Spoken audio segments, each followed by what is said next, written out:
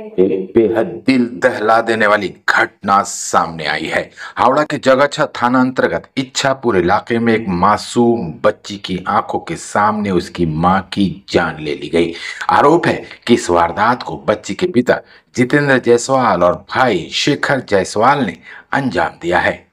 बच्ची के बयान के मुताबिक उसके पिता ने मां के हाथ पकड़े रखे थे और भाई ने गला दबाकर उसकी हत्या कर दी। स्थानीय लोगों का कहना है कि जितेंद्र पेशे से व्यापारी है और उसकी पत्नी सुलेखा जायसवाल और बेटे शेखर के साथ काफी वक्त से पारिवारिक विवाद चल रहा था। घटना रात की है जब सुलेखा देवी की बच्ची के चीखने की आवाज सुनकर स्थानीय लोग मौके पर पहुंचे। तुरंत पुलिस को सूचना दी गई। जगाछा थाने की पुलिस मौके पर पहुंची और दोनों आरोपियों को हिरासत में ले लिया।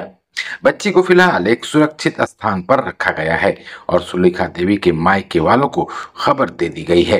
पुलिस ने हत्या का मामला दर्ज कर जांच शुरू कर दी है। गिरफ्तार आरोपियों से पूछताछ जारी है और मरने वाले की लाश को पोस्टमार्टम के लिए भेज दिया गया है। जल्द ही बच्ची का बयान भी दर्ज किया जाएगा।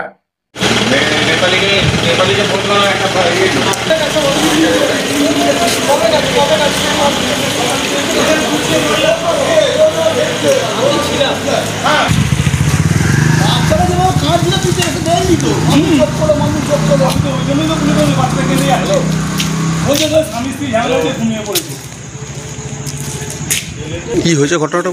ঘটনা বলতে আমি ছিলাম আমার বন্ধুর কাছে আমার লাইনে, ঠিক আছে। এবারে আমাকে এখান থেকে পিজাদা আছে, পিজাদা ফোন করলো যে শঙ্কর মনে হচ্ছে কিছু একটা ঘটেছে, কারণ বাচ্চাটা খুব কাঁদছে, মাম্মি চোখ খোলো, মাম্মি চোখ খোলো, ঠিক আছে।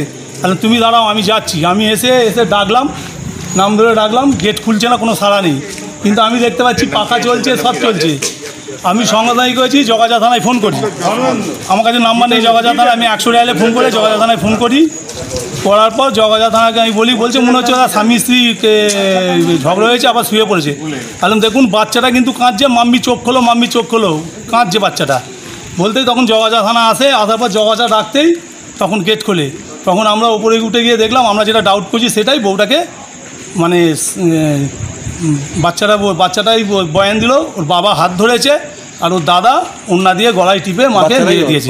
এটা কি কোনো ঝামেলা ছিল আগে থেকে? ওদের অনেক দিনের ঝামেলা, বহুত দিন। এর আগে 10 বছর আগেও একবার এরকম হয়েছিল, 3 দিন 4 দিন আটকে রেখেছিল, বউটাকে খেতে দেয়নি। আমরা এই পাশের বাড়ির ছাদ দিয়ে উঠে বউটাকে কথাবার্তা বলে বলুন কি খাবেন বলুন, খাবার দিচ্ছি। কিন্তু বউটা কোনো দিন স্বামীর ওপর কোনো দোষারোপ করেনি, কিছু করেনি, ঠিক আছে। কিন্তু আজকে কি ঘটলো সেটাই বোঝা গেল না। আজকে এসেই 11:10 নাগাদ দেখলাম যে এরকম হচ্ছে। এরা যে এখানে পাশাপাশি লোকজন ছিল বলতেই আমি ছুটে এলাম, এসে ডাকলাম, ডেকে কোনো সাড়া পেলাম না। পেতে আমি সঙ্গে প্রশাসনের দায়িত্ব হলাম, প্রশাসনকে ফোন করলাম জগাছা থানায়। জগাছা থানা থেকে এসে খুলে দেখছে মেরে ফেলে রেখেছি সামনেটাতে, আর বাচ্চাটা বসে কাঁদছে।